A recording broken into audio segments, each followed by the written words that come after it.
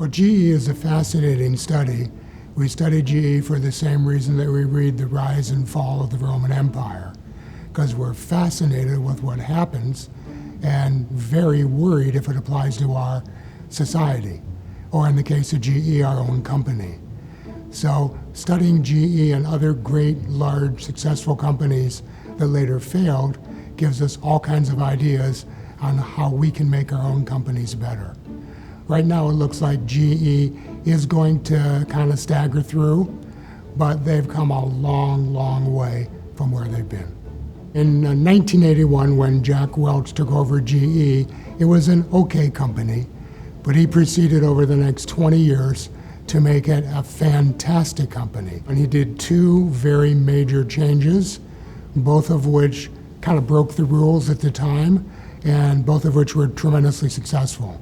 On the inside of GE, he knocked out the large corporate bureaucracy that really ruled the day inside GE for a couple decades and replaced it with very powerful CEOs at each division who were tasked to run their own businesses.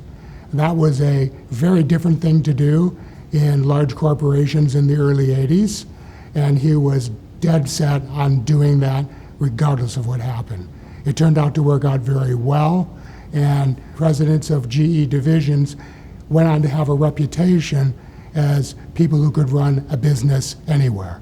So that's change number one: smaller bureaucracy at headquarters, less control, more power to the divisions to make decisions, in the hope that that decision-making push down would make for much more profitable companies, and it absolutely worked. The second big thing he did was he realized that his current group of divisions didn't have a lot of growth built into them, that organically they weren't going to bring the type of numbers that Wall Street and shareholders want to see.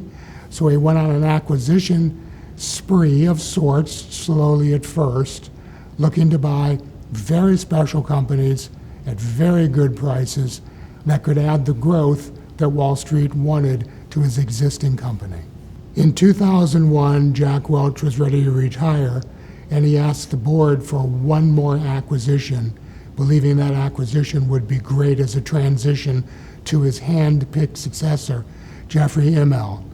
And Jeffrey Immelt had won a horse race. He was the best of the best.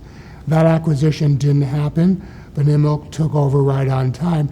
And now we have a very interesting test, and that is all the trained executives, all the trained division managers, Jeffrey Immelt at the top, having learned all the lessons of GE, would it translate to the next leader, Jeff, or not? As it turns out, all the management, all the managers knew their lessons, did their best.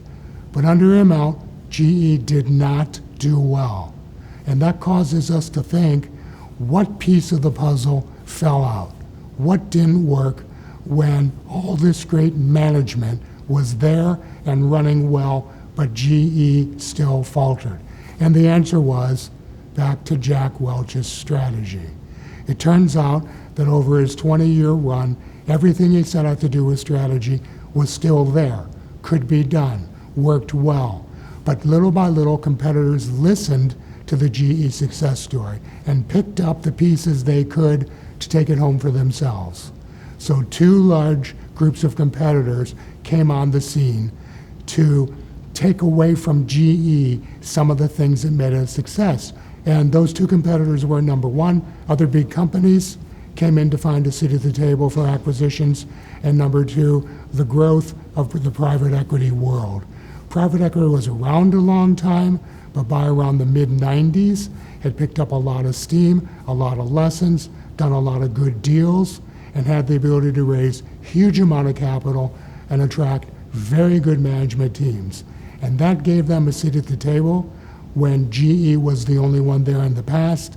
Now there were GE, other big companies, and private equity as well, all bidding up the prices of the very best acquisitions. So there are three great strategy lessons to take away from the GE story. Strategy lesson number one is your situation will change.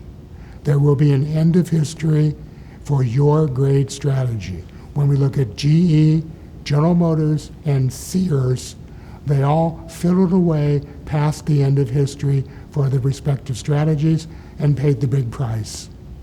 Lesson number 2, others will learn from what you did well. What may have been inside your company as people watch you will now be known by others. Realize they will use it if they can. And lesson number 3 is your strategy must be flexible enough and adaptable enough to when things change. It can't be a straitjacket or the way we do things.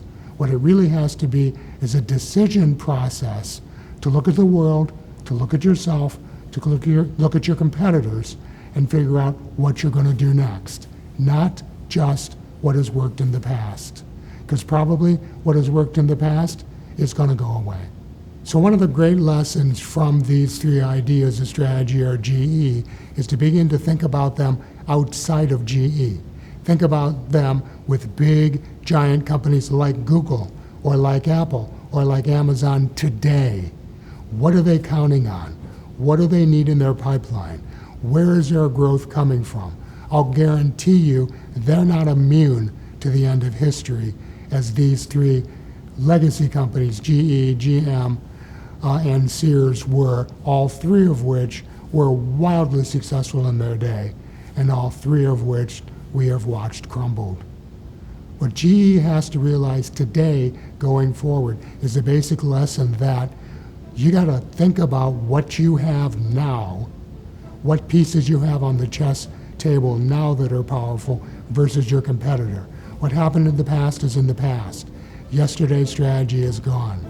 Think about what you have now versus what is available for you to make a good play. When Welch retired in 2001, he believed there were many more things they could do along the path they were set in. That's always a mistake. A strategist, if he gets that or she gets that, it's always fine to play that card. But the best strategists think, what if what happened yesterday doesn't repeat tomorrow? What are we going to do if? And they're always thinking about tomorrow with a new set of options, not the same options.